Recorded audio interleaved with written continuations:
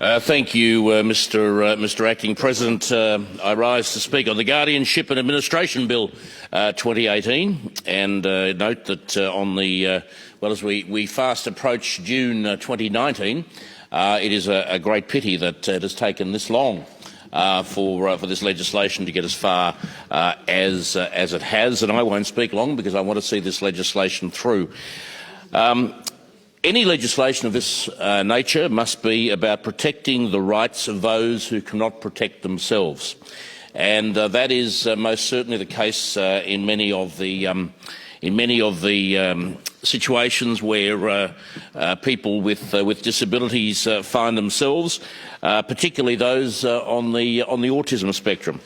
Now, there are many on the autism spectrum who are absolutely brilliant, have not a problem knowing their own mind and make a very strong contribution to society as we know it. Many do indeed, and that is great to see.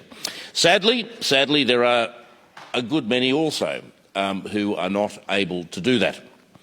And speaking from personal experience, that makes life, or can make life, very, very difficult. And it is extremely important that those, well, I was going to say children, but they're not just children. Many of them are adults who are not able to think things through, who are not able to come to conclusions for themselves. It's very important. Those without family support, those without parents still on the scene, it's very important that we have protections for them. And I will remember back when I was first elected to this parliament in 1992, we had just prior to that the closure of the Kalula Centre out at Sunbury. And whilst the Kalula Centre was not ideal, none of those institutions were ideal.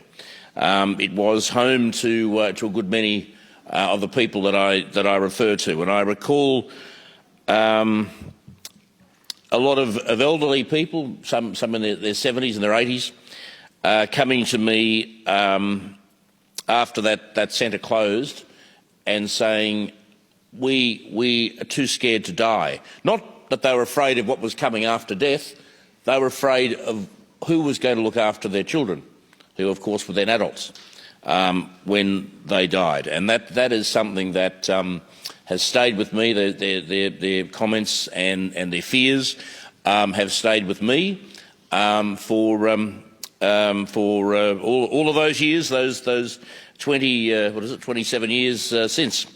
And I certainly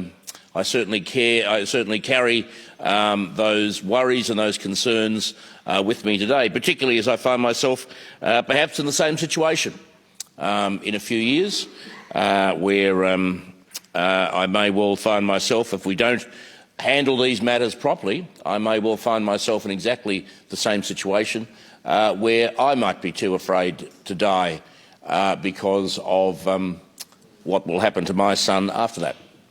And that's, it would be a very, very sad reflection on society, on government, on us all, in fact, if that situation were to ever happen, where elderly parents were afraid for what was going to happen to their children after they left this mortal coil. That would be a sure condemnation of society, of this parliament, of government, of just about everything, I have to say, if that ever was allowed to happen again. We have a real responsibility in this place, in the other place. We have a real responsibility to protect those, as I said before, who cannot protect themselves.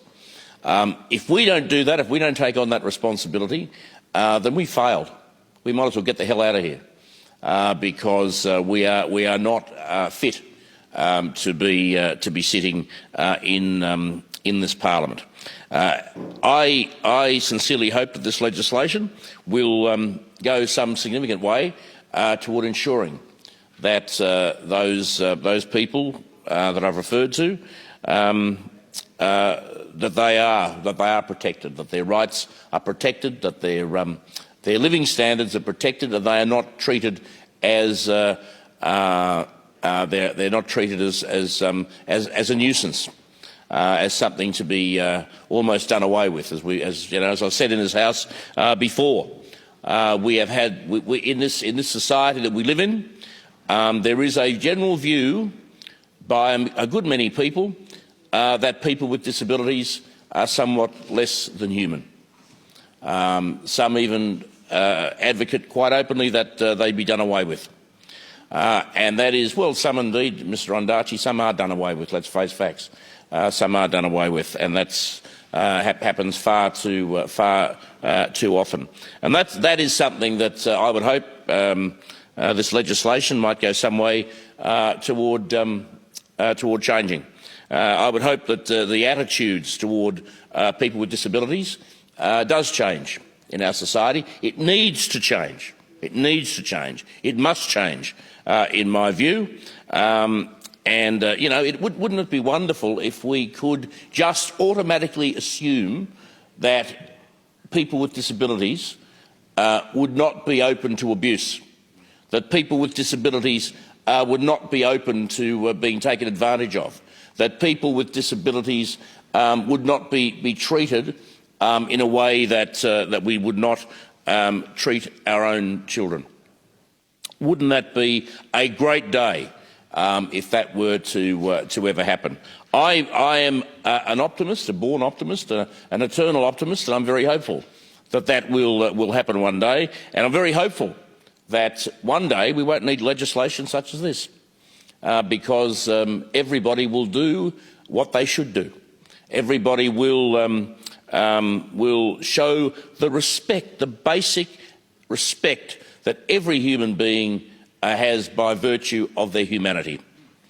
And if somebody has a disability, that in no way diminishes their humanity or their or the respect that they should be shown. So I support this bill. I wish it a speedy passage, and sincerely hope that it will go some significant way toward changing a lot of the attitudes in the country that we live in and the world that we live in, and that people with disabilities will get the respect that they have coming to them, the respect that they deserve, and the respect that they need.